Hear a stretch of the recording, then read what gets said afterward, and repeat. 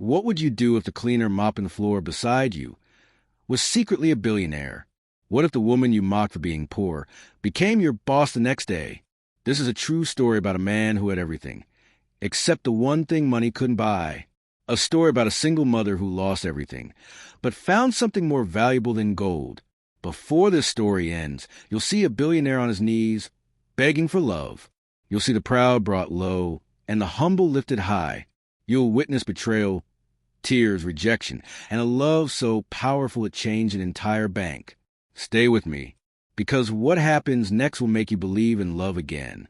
This is a story of Daniel and Ruth, and I promise you, you've never heard anything like this before. Let's begin. In the beautiful city of Lagos, Nigeria, there lived a man named Daniel Okonkwo. He was only 35 years old, but he had everything money could buy.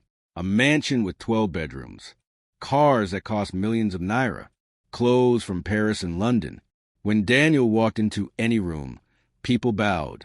When he spoke, everyone listened. But you know what? Deep inside his chest, Daniel's heart was empty, completely empty.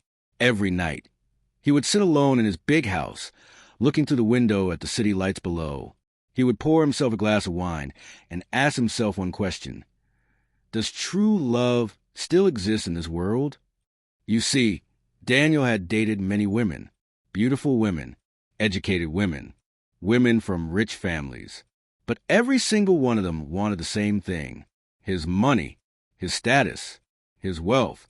They would smile at him, but he could see it in their eyes. They didn't see Daniel the man. They saw Daniel the bank account. They saw the mansion, the cars, the lifestyle, and it broke his heart every single time.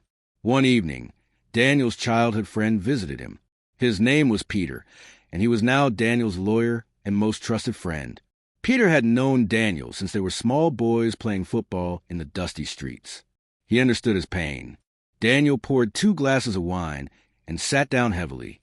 "Peter, my brother," he said, his voice tired. "I am tired, so tired of this life. I want something real. I want someone who will look at me and see Daniel, not my money. Is that too much to ask?" Peter shook his head slowly. "It's not too much, my friend. But in this world we live in, finding such a person is like searching for gold in the ocean. What will you do?" Daniel leaned forward, and suddenly his eyes lit up an idea. "Peter, listen to me. You know I'm about to open the biggest bank in Lagos, Destiny Trust Bank. The grand opening is in 2 weeks. "Yes, I know." Peter nodded. "Everything is ready." "Good," Daniel said. "But I won't be there as the owner. I'm going to work there as a cleaner, a janitor. I'll change my name to something simple.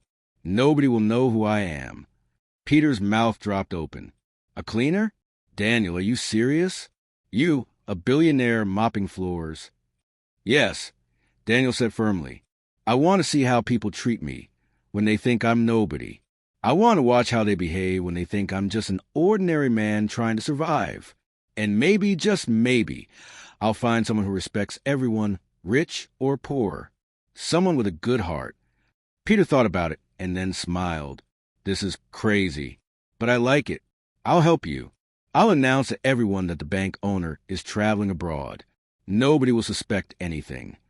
"Thank you, my brother," Daniel said, relief in his voice. "This is my last chance to find real love." 2 weeks later, the grand opening day arrived. Destiny Trust Bank stood tall and beautiful in the heart of Victoria Island. It was the biggest bank in the city. People came from everywhere to see it. The building sparkled in the sun with glass windows and marble floors. Inside, all the new employees gathered in the main hall. Bank managers in expensive suits, accountants with their briefcases, bank tellers in their neat uniforms, looking proud and important. And at the back, standing quietly, were the cleaners. Among them was Daniel, now calling himself Emmanuel. He wore a simple blue uniform and carried a mop and bucket. Nobody recognized him. Peter stood at the front, dressed in a sharp black suit. He addressed everyone. "Ladies and gentlemen, welcome to Destiny Trust Bank. The owner, Mr. Daniel Okonkwo, is currently abroad on important business, but he trusts that all of you will work with dedication and excellence. This bank must be the best in Nigeria. The owner expects nothing less than your best. Everyone clapped loudly. The tellers whispered each other, already feeling superior. One teller named Grace adjusted her uniform and said to her friend, "Can you imagine? We're working in the biggest bank in Lagos. Not just anybody can work here." Her friend Mercy laughed. "I already updated my Instagram. Let my ex-boyfriend see where I'm working now. He'll regret leaving me." Another teller, a woman named Florence, looked back at the cleaners and hissed. "Look at those people at the back. Cleaners in a bank like this. No ambition at all. Some people will remain at the bottom forever." Daniel heard everything, every word, every insult, but he kept quiet. He reminded himself why he was here. He was searching for something precious, a heart that could see beyond uniforms and titles. An old cleaner standing next to him nudged his arm. His name was Uncle James. "You're new here, eh?" he asked kindly. Daniel nodded. "Yes, sir. First day." Uncle James shook his head. "Be careful, my son. These bank people, especially those tellers, they think they're better than everyone else. They'll talk to you like you're nothing. Just keep your head down and do your work." "Thank you, Uncle," Daniel said quietly. As the day went on, Daniel watched everything. The managers talked about their big plans. The tellers gossiped and showed off their qualifications. And the cleaners worked quietly, almost invisible to everyone else. Daniel began to wonder, will I find what I'm looking for here? Or will this journey just break my heart even more? Little did he know, his life was about to change forever. Now, let me tell you about someone very special. Her name was Ruth. Ruth was a young woman living in the crowded area of Coastal Road with her elderly father, Papa Chukwu, and her beautiful 5-year-old daughter, Blessing. Life had not been easy for Ruth. Not at all. Her mother had died when Ruth was just a little girl. Her father, Papa Chukwu, was a poor man who sold scrap metal and old newspapers to feed his family. But despite their poverty, he made sure Ruth went to school. Every morning, while other children came to school with lunch boxes, Ruth came with only water, but she studied hard, very hard. When Ruth was in university studying accounting, something terrible happened to her. A man she trusted betrayed her. He took advantage of her and disappeared. Ruth found herself pregnant and alone. The shame nearly killed her. Her classmates laughed at her. See the girl who wanted to become somebody. They mocked. Now she's pregnant with no husband. Her life is finished. But Ruth refused to give up. She carried her baby, went to classes with her big belly, and after Blessing was born, she would study with her baby tied to her back. Some days she cried. Many days she wanted to quit. But her father would hold her hand and say, "My daughter, you are strong. Don't let shame kill your destiny." Ruth graduated. She became a qualified accountant. But finding a job was another struggle. She applied to 50 companies. Some rejected her because she was a single mother. Others wanted connections she didn't have. Days turned into weeks. Weeks turned into months. Hope was fading. One afternoon, Ruth came home holding a paper. "Papa, look," she said excitedly. "Destiny Trust Bank is hiring. They need accountants." Papa Chukwu's tired face lit up. "That big bank I heard about on the radio? My daughter, go there tomorrow. God will open the door for you." The next morning, Ruth woke up very early. She bathed Blessing, combed her hair, and gave her breakfast. She wore her only good dress, took her certificates in an envelope, and left the house. She had to walk part of the way because she didn't have enough by the time she reached the bank. She was sweating and breathing hard. She rushed inside. "Please, I came for the accountant position," she said to the receptionist. The woman looked up coldly. "You're late. We just gave the position to someone else 10 minutes ago." Ruth felt her world collapse. "What? Please, I can explain." The buses were full. "I walked part of the way. Please, just let me submit my CV." "Sorry, the position is filled," the receptionist said without emotion. Ruth stepped outside and sat on the bank steps. Tears poured down her face. All that hope, all that struggle, and she was just 10 minutes late. What will I tell Papa now? She cried. He was so happy this morning. How can I go home and see the disappointment in his eyes? An old man walked past and saw her crying. It was Uncle James, the cleaner. Young woman, are you all right? He asked gently. Ruth wiped her tears. I missed the accounting job. I came late. I don't know what to do. I can't go home empty-handed. Uncle James looked at her carefully. He saw something in her eyes. Determination. Strength. Listen to me, he said. If you really need work, they're still hiring cleaners. Ruth stood up immediately. Her mind was made up. Then I'll be a cleaner. I don't care. At least I'll have something to give my daughter. At least I won't go home and tell my father I failed. She marched back into the bank. Madam, she said to the receptionist, I know the accountant position is gone, but if you're hiring cleaners, I want to apply. I'll do any work. Just give me a chance. The receptionist was shocked. You're an accountant, but you want to mop floors? My certificates can wait, Ruth said firmly. Right now, my daughter needs to eat. My father is old and weak. I need this job. Please. The woman stared at her for a long moment, then handed her a form. Fill this. That same day, Ruth started working. She put on a cleaner's uniform, picked up a mop, and got to work. She didn't complain. She didn't cry. She just worked with all her strength. Daniel, still pretending to be Manuel the cleaner, noticed her immediately. He was mopping a hallway when he saw this new woman scrubbing the floor with such focus and determination. She didn't look ashamed. She didn't look defeated. She worked like someone with a purpose.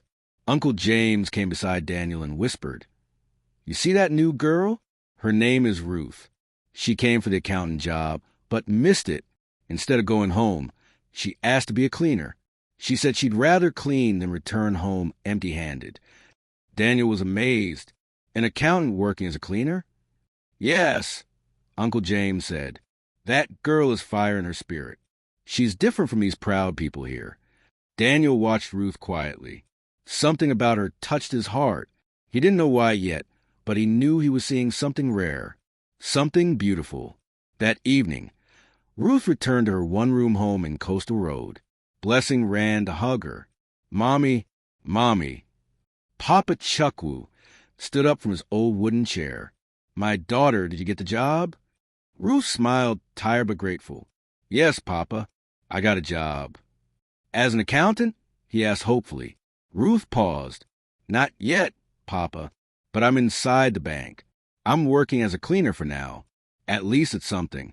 And who knows? Maybe one day, if another accountant position opens, I can apply. The important thing is I didn't come home empty-handed. Papa Chuckwu hugged her tightly. My strong daughter. I'm proud of you. The job doesn't matter. What matters is your heart. And with that, they ate their simple meal of Gary and soup, thanking God for small mercies. But Ruth's real test was just beginning. The second day at the bank was harder than the first. Ruth arrived early, ready to work. She tied her headscarf, picked up her cleaning supplies, and started mopping the floor near the teller stations. She was minding her business, working quietly. Then Grace, Mercy, and Florence walked in. These three tellers were the most proud workers in the whole bank. They wore expensive makeup, carried designer bags, and talked loudly so everyone could hear how important they were. Florence spotted Ruth and stopped. Wait. Isn't that the girl who came for the accountant interview? Grace turned and gasped. Oh, my God. Yes, it's her, the one who came late.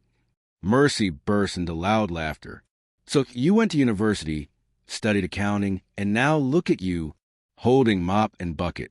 Ah, education is truly wasted on some people. Ruth kept mopping. She didn't respond. Florence walked closer, her heels clicking loudly. Hey, don't you have shame? You came for accountant job, and now you're cleaning our feet path. If I were you, I would just stay at home. The three women laughed cruelly. Other workers stopped to watch and listen. Grace added, Some people just don't have destiny. Look at us. We're tellers in the biggest bank in Lagos. But you're just a cleaner. Know your level and stay there.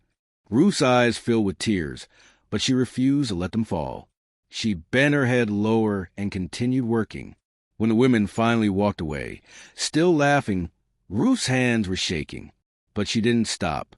She kept cleaning. Daniel witnessed everything. He was standing a few meters away, pretending to arrange cleaning supplies. His blood boiled with anger. How can people be so heartless, he thought. But he stayed calm. He was still observing. Uncle James came and patted Ruth's shoulder. Don't mind them, my daughter. Proud people will always be proud, but their pride will fall one day. Ruth wiped her eyes quickly. I'm fine, Uncle James. Their words cannot break me. I've heard worse. A few minutes later, she sat with Uncle James and Daniel during break time. Daniel studied her face. She looked tired but not defeated. Ruth, Daniel said gently, why did you take this job?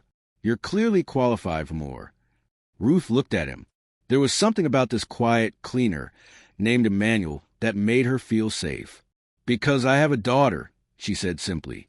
I have an old father. They depend on me. I can't afford pride. I can't afford to sit at home complaining that I didn't get the job I wanted. So I took what was available. At least now, Blessing can eat. At least Papa won't worry. Daniel was moved. This woman was different. Completely different from anyone he'd ever met. Days passed.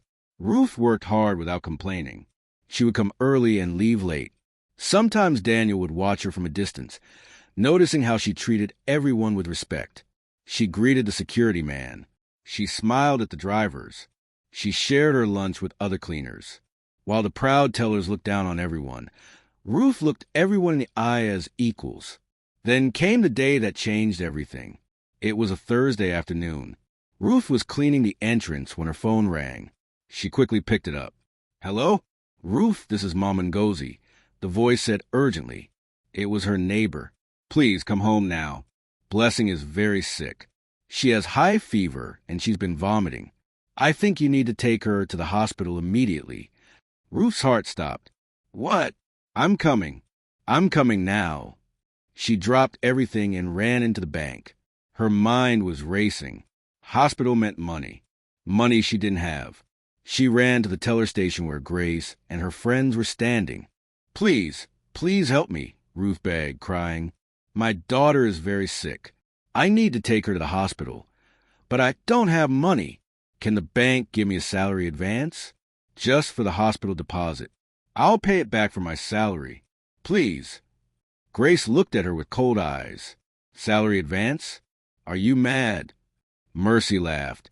Sister, this is a professional bank, not a charity organization. You've only worked here for 3 days. There's no policy for advances. Please. Ruth fell on her knees, tears streaming down her face. My daughter is only 5 years old. She's burning with fever. I'm begging you, just this once. Florence hissed. Get up from the floor? You're embarrassing yourself. If you need money, go and borrow from your family. This is a bank, not your auntie's house. At that moment, Daniel and Uncle James heard the commotion and rushed over. Daniel's heart was breaking watching Ruth on her knees, begging these heartless women. What's happening here? Daniel demanded. Emmanuel, stay out of this. Grace snapped. This is bank business. It doesn't concern cleaners. Uncle James stepped forward, his voice shaking with anger. How can you people be so wicked? A child is dying and you're talking about policy. Shut up, old man, Mercy said rudely. Since when do cleaners give opinions here? Daniel's fist clenched. He wanted to reveal himself right there, to tell them who he really was. But something stopped him. Just then, a calm voice came from behind. What is going on here? Everyone turned. It was Mr. Adebayo, the operations manager. He was a quiet man who rarely got involved in conflicts, but his face was serious now. Grace quickly spoke up. Sir, this cleaner is asking for a salary advance after just 3 days of work. We're explaining to her that it's against policy. Mr. Adebayo walked closer to Ruth, who was still on her knees, crying. Stand up, he said gently. Ruth stood, trembling. Your daughter is sick, he asked. Yes, sir. Very sick. High fever. The neighbor said I must take her to hospital now. Mr. Adebayo didn't hesitate. He pulled out his phone and made a call. Accounts department? This is Mr. Adebayo. I'm authorizing an emergency staff advance. Process it immediately. He turned to Ruth. Go to the accounts office. They'll give you the money. Go and take care of your child. Ruth couldn't believe it. Sir, you're helping me? Go, he said with a kind smile. Your daughter needs you. Ruth grabbed the paper he gave her and ran. As she disappeared through the door, Daniel felt something powerful in his chest. He looked at Mr. Adebayo with deep respect. Then he looked at the tellers with disgust. This bank had good people and bad people, and he was beginning to see very clearly who was who. After Ruth left, the bank became tense. The tellers were angry that Mr. Adebayo had helped her. Grace hissed loudly. This bank has become a joke, giving advances to cleaners who just started working. What kind of nonsense is this? Florence agreed. When the owner of this bank finally shows up, I will personally report Mr. Adebayo. He's too soft.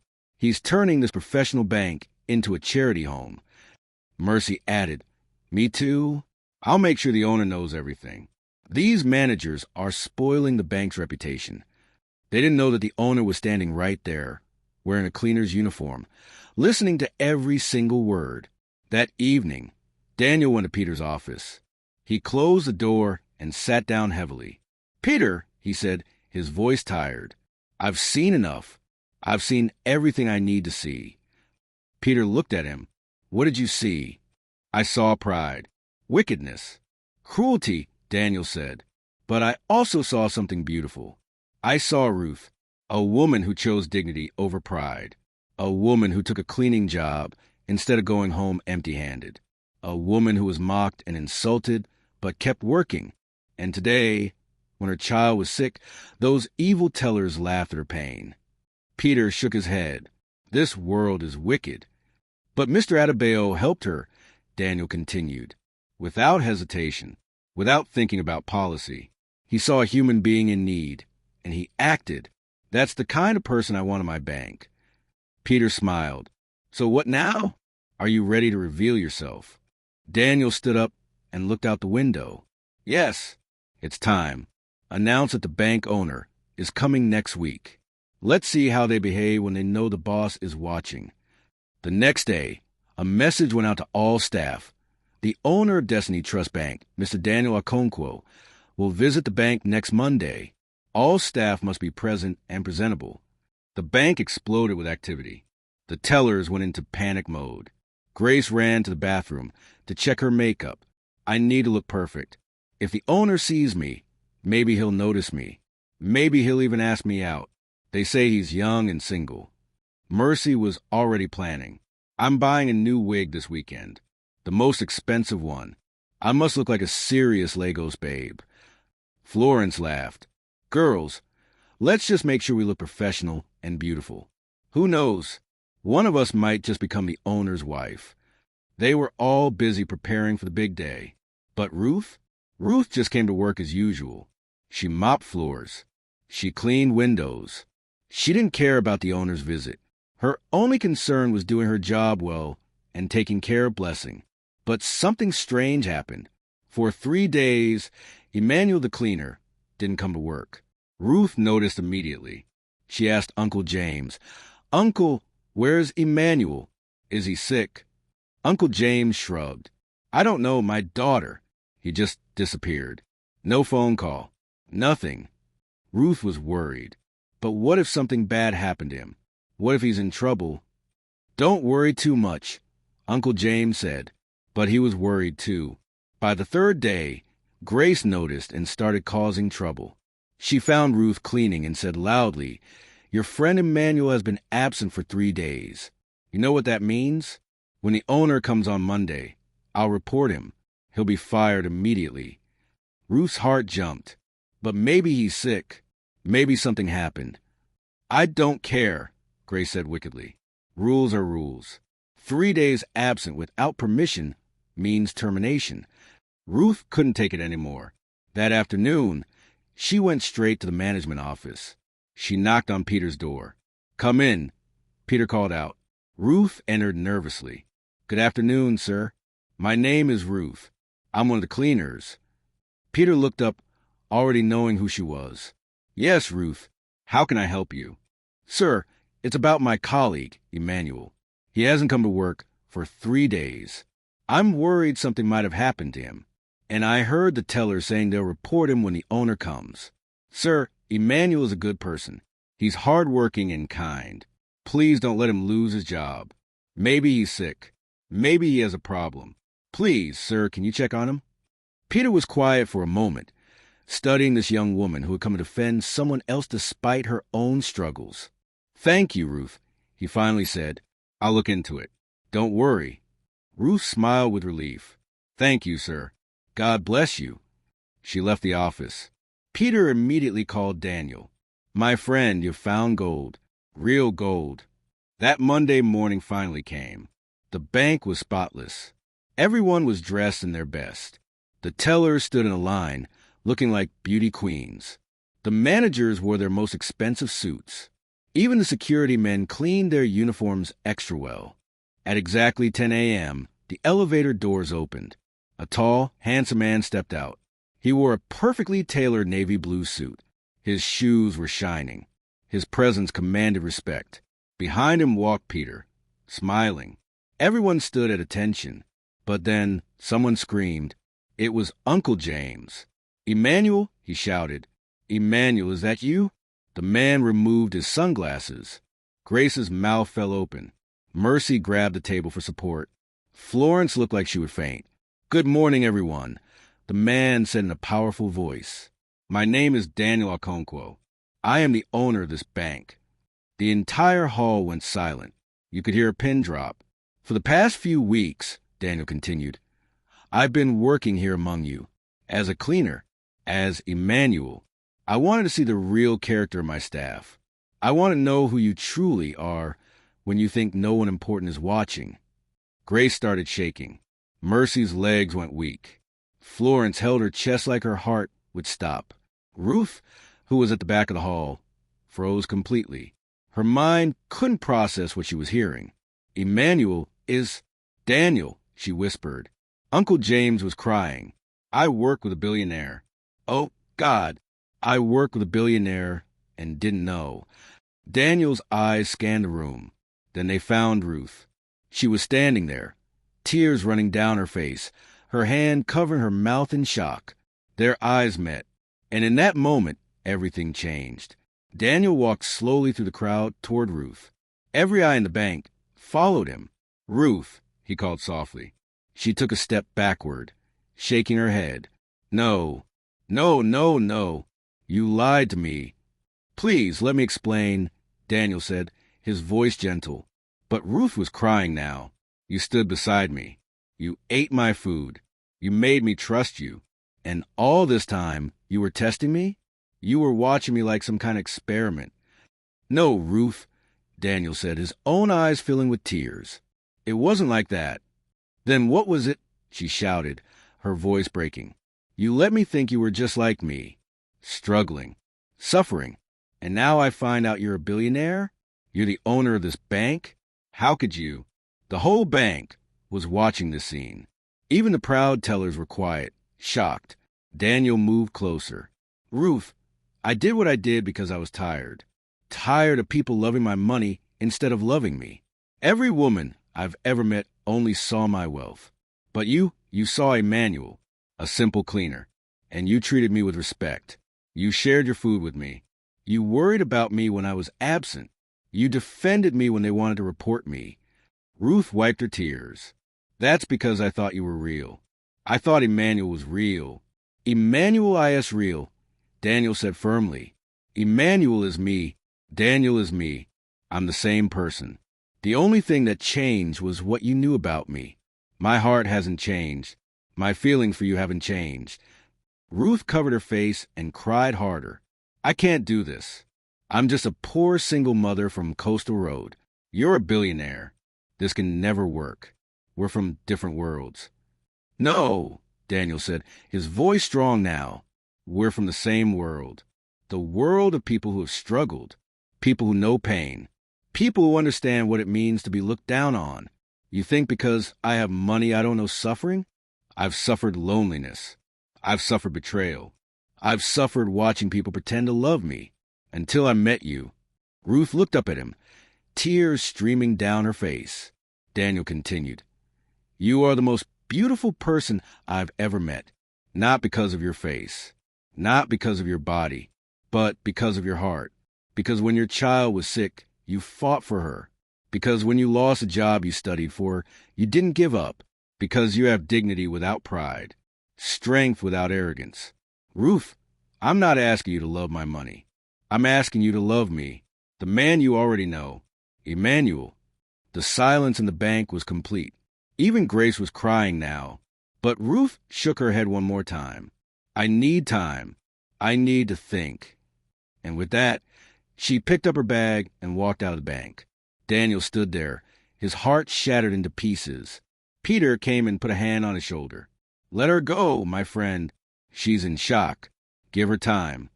But Daniel had something else to do first. He turned to face all the staff members.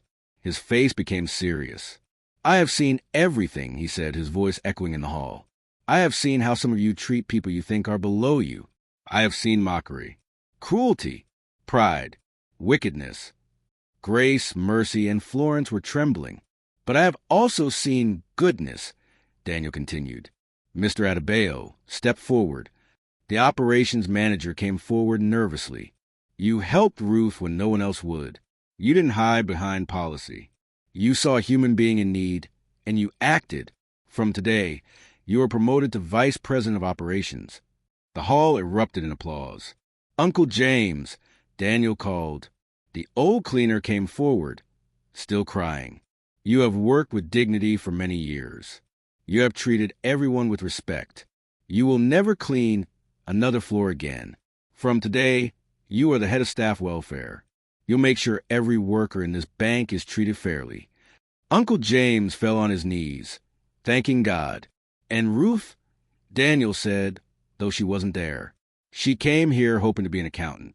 She was given a mop instead. But when a customer had a problem last week, she solved it better than our trained tellers. From today, Ruth is appointed as the head of customer service. Whether she accepts it or not, that position is hers. The applause was deafening. Then Daniel looked at Grace, Mercy, and Florence. They were shaking with fear. As for those who showed wickedness, he said coldly, you have 1 month to change your character completely. If I see any more pride, any more mockery, any more disrespect, you will lose your jobs. This bank is for serving people, not for showing off. Do you understand? Yes, sir, they all chorused, crying. Days passed. Ruth didn't return to work. She stayed home, confused and heartbroken. But then her daughter Blessing fell sick again. This time it was serious. Ruth rushed her to the hospital, but they needed money for treatment. Big money. Money she didn't have. She sat in the hospital corridor, crying and praying. God, what should I do? Suddenly, a nurse came running. Madam Ruth, someone has paid for your daughter's complete treatment. Everything. All the bills. Ruth looked up, shocked. Who? Who paid? A man named Daniel. He's in the waiting room. Ruth's heart jumped. She ran to the waiting room and found Daniel sitting there quietly. He looked tired, like he hadn't slept in days. You paid for Blessing's treatment? She asked softly. I would do anything for you and your daughter, he said simply. Not because I'm rich, but because I care about you. Ruth's tears fell again, but this time they were different tears. They were tears of understanding, of acceptance, of love. She sat beside him. I'm sorry, she whispered. I was afraid that someone like you couldn't really love someone like me. Daniel took her hand gently. Ruth, I fell in love with you when you were on your knees begging for your daughter. I fell in love with your strength, your humility, your heart. That has nothing to do with money. That's just who you are. Ruth looked into his eyes and saw the truth there. She saw Emmanuel. She saw Daniel. She saw the same person. I love you too, she finally said. 3 months later, they got married in a beautiful ceremony. Papa Chuckwu cried tears of joy. Blessing, in her white flower girl dress, called Daniel Daddy. Uncle James was the master of ceremonies. Even Mr. Adebayo was there, smiling proudly. And you know what? Grace, Mercy, and Florence came too. But they were different now. They had learned their lesson. They apologized to Ruth with genuine hearts. After the wedding, Daniel made Ruth the co-owner of Destiny Trust Bank. Together, they changed the bank's culture completely. They created policies to help staff in need. They promoted people based on character, not just qualifications. They built a bank that truly served the people. Years later, when people asked Ruth about her love story, she would smile and say, "I didn't fall in love with a billionaire. I fell in love with a man who mopped floors beside me, a man who saw my heart when the world only saw my uniform." That's real love. That's the kind of love that lasts forever.